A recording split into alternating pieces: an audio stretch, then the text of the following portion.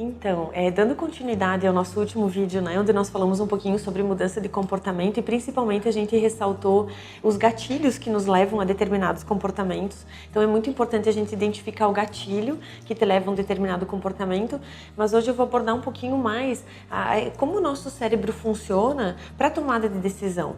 Porque a partir dessa máquina formidável, né, e fantástica, magnífica que é o cérebro, que a gente organiza o nosso planejamento, que a gente organiza a nossa tomada de decisão, o nosso futuro. Então, eu vou me apoiar bastante na neurociência, que é uma ciência que eu adoro, admiro muito também, e que tem trazido grandes estudos, né, no sentido do comportamento humano. Então, se a gente for analisar hoje um cérebro humano, ele tem mais de 100 bilhões de neurônios. Cada neurônio faz de 1000 a 10.000 conexões com outro neurônio.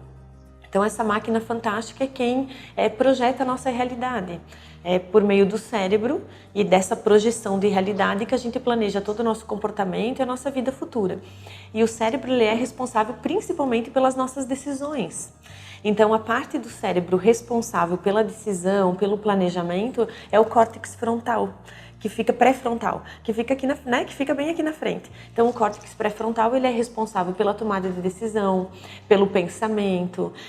Se eu estou conseguindo falar aqui contigo agora e organizar o meu pensamento e me manter equilibrada e estar ouvindo e pensando o que eu vou falar daqui a pouquinho, é graças ao meu cérebro. É porque ele permite que eu faça isso. Então, por meio da tomada de decisão, que é um mecanismo fantástico, a gente projeta, organiza e planeja a nossa vida futura. E é fantástico porque todo mundo já passou por alguma experiência em relação ao córtex pré-frontal. Porque como ele é responsável pelo nosso futuro, pelo nosso planejamento, pela nossa tomada de decisão, ele também é responsável pelo controle dos nossos instintos. Ele é o nosso freio. Então, por exemplo, quando o sujeito bebe demais, né, e ele altera, ele fica em estado que não é normal, há uma inibição do córtex pré-frontal, não do comportamento. O comportamento não fica inibido, mas o córtex pré-frontal fica inibido. Com essa inibição, você deve perceber, quem já passou por essa experiência, que tu toma decisões erradas, que tu não consegue organizar o teu planejamento, o teu futuro. Às vezes a pessoa não consegue organizar a ida dela para casa, da onde ela está. Então você percebe como o córtex pré-frontal é importante nas nossas tomadas de decisões, na nossa vida futura. E a partir disso, então, a gente vai organizando o nosso comportamento. Como o cérebro, essa máquina maravilhosa, ela produz a nossa realidade, que é individual, não é coletiva, eu nunca vou conseguir sentir o que o outro está sentindo. Eu nunca vou conseguir estar na conexão do outro. Eu vou sentir o que eu sinto. E isso nos torna seres extremamente egocêntricos. A palavra egocêntrico vem o termo ego quer dizer dentro, né? Então nós somos pessoas extremamente centradas em nós mesmos. Então essa é a primeira dificuldade que a gente tem em mudar. A gente entender que o principal ativo, a principal pessoa da mudança é você. A gente quer que o outro mude, a gente quer que o governo mude, que a política mude. Um exemplo claro que a gente pode ter disso é em relação à política, né? Nós tivemos eleições o ano passado e se você perguntar para várias pessoas qual a participação ativa dela nesse processo político, é quase zero. É ainda somente votar, mas a gente quer uma mudança na política. Então, por esses dois exemplos, a gente pode perceber como a nossa realidade é desenhada a partir do que a gente acredita, das nossas crenças, que é extremamente individual e egocêntrica. Por isso que é muito difícil a mudança. Por isso que as pessoas projetam demais nos outros. E segundo a psicanálise, que é uma base da psicologia fantástica também, nós temos mais de 30 mecanismos de defesa que existem para a gente não sofrer. Então a gente projeta, a gente desloca, a gente racionaliza, a gente sublima, a gente nega, enfim, a gente usa todos os mecanismos possíveis para não entrar em estado de sofrimento, em estado de mudança. O nosso organismo ele quer funcionar de uma maneira que seja prazerosa. Um outro exemplo que eu acho fantástico também para a gente entender melhor como é difícil mudar, porque a partir desse comportamento repetido a gente forma as nossas crenças. E aí uma crença tu não quer mudar porque ela é gostosa, mesmo não sendo saudável. Então, por exemplo, se você pegar um casal de namorado, né? Você vai se relacionando durante a tua vida, a tua infância, né, educação infantil, infância, adolescência, e tu vai montando a tua pastinha lá no cérebro que é de namoro, que é de relacionamentos amorosos, enfim. Dentro dessa pastinha tu vai colocar todas essas experiências. Então, às vezes tu vai encontrar um casal de namorado que com 18 anos, está com 18 anos, está começando faculdade e começou a namorar. E o estado de namoro, né, o estar apaixonado pela psiquiatria, pela neurociência, desculpa, é definido como um estado de demência. A gente fica demente quando está apaixonado. Então esse casal de 18 anos, iniciando faculdade, olha um para o outro e promete amor eterno. E eles olham e dizem assim, tu vai me amar? Sim. Tu me ama? Sim. Tu vai me amar por toda a vida? Sim, vou te amar por toda a vida. É óbvio que se você usar da racionalidade, isso não é possível, isso não vai acontecer. Ou a chance disso acontecer é muito pequena. Mas é muito mais confortável você virar para a pessoa do lado que pede se você ama e se você vai amar ela para sempre, você dizer, claro, vou te amar para sempre, mesmo tendo 18 anos e iniciando faculdade. Seria muito desconfortável tu virar para a pessoa ao lado e dizer, tá doido? Como que eu vou te amar para sempre? Eu tenho 18 anos, estou começando faculdade agora. Então é muito mais fácil, é muito mais prazeroso para o nosso cérebro fazer o que a gente já faz e o que não causa mudança, o que não gasta energia. Quanto mais energia você precisa usar para mudança, mais difícil vai ser a mudança. E aí a gente entra num outro processo que é o auto-engano. Então a gente conheceu um pouquinho do gatilho no nosso outro vídeo, eu vou falar um pouquinho agora então do auto-engano. O auto-engano é isso. Segundo a neurociência, nós não somos seres racionais. Nós somos seres relativamente racionais. Então, todo o nosso comportamento instintivo e automático não é racional.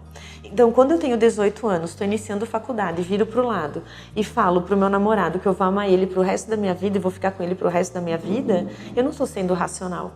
Eu estou sendo relativamente racional. E esse auto-engano faz com que a gente se proteja. Naquele momento é mais saudável, é mais prazeroso, mas num direcionamento de futuro, você não consegue planejar, não consegue realizar. Então, o ser humano, em termos de futuro, ele tem muita crença. E em termos de presente, ele tem pouca atitude. Né? Então, eu acredito sim que eu vou viver com essa pessoa o resto da minha vida. Mas em termos de comportamentos diários, eu não concretizo isso em atitudes. Então, o grande desafio está em a gente descobrir quais são as nossas crenças limitantes e que nos levam a esse auto-engano, que é a gente não utilizar da racionalidade e sim utilizar dos mecanismos de defesa, de comportamentos que são mais prazerosos nesse momento, mas que nem sempre vão te levar para um planejamento futuro. Então, a partir de toda essa complexidade, né, que é o nosso funcionamento e que é essa máquina fantástica que é o nosso cérebro, é possível mudar? Claro. É possível mudar. Se você perguntar para uma pessoa que não era casada, que é solteira e que casou, e você perguntar para ela, você mudou? Ela vai dizer, mudei muito. Então as pessoas mudam. Se você perguntar para uma mãe que não tinha filhos e agora tem filhos, se a vida dela mudou, se o comportamento dela mudou, ela vai dizer, nossa, mudou muito. Então é possível sim a mudança. Quais que são, o que é interessante para que a gente consiga, né, executar a mudança? Que a gente pratique, que a gente inicie pequenos passos. A gente às vezes entra num estado de entusiasmo e quer começar as mudanças na segunda-feira e quer mudar tudo. Então tu vai caminhar 5 vezes por semana, tu vai mudar teu estilo de alimentação, tu vai começar a fazer um curso, tu vai ficar mais com o teu filho, tu vai começar inglês, tu vai se dedicar mais ao teu marido e tudo isso vai gastar muita energia. Se você tem muito gasto de energia, o teu organismo vai te puxar, o auto-engano fica mais poderoso ainda. E ele vai te puxar mais fortemente ainda para o comportamento antigo. Então você vai conseguir realizar isso por umas 3, 4 semanas, vai ter uma fadiga, um estresse, vai até achar uma forma racional de justificar que não vale a pena fazer toda aquela mudança e vai voltar para o comportamento antigo. Então a primeira dica é pequenos passos e contínuos. Não precisa mudar tudo agora, na segunda-feira, nem hoje, mas precisa começar. Então, pequenos passos. Se a ideia é se alimentar melhor, começa comendo uma fruta. Todos os dias, uma, não 5. Depois que você adaptou a esse comportamento, a esse hábito, insere mais uma fruta. Depois disso, insere atividade física, 1 vez por semana. Então, o interessante é a pessoa experimentar o sucesso. a realização. Então não importa a quantidade das ações que você vai fazer, mas que elas aconteçam e que elas sejam contínuas, porque se elas acontecerem, você vai se realizar e isso gera autoestima, isso gera empoderamento, e se elas forem contínuas, com bastante sorte também e com bastante crença, você consegue fazer com que isso se torne um novo hábito e um novo comportamento. A segunda dica é que você, no mínimo, por 21 dias, não pare de praticar.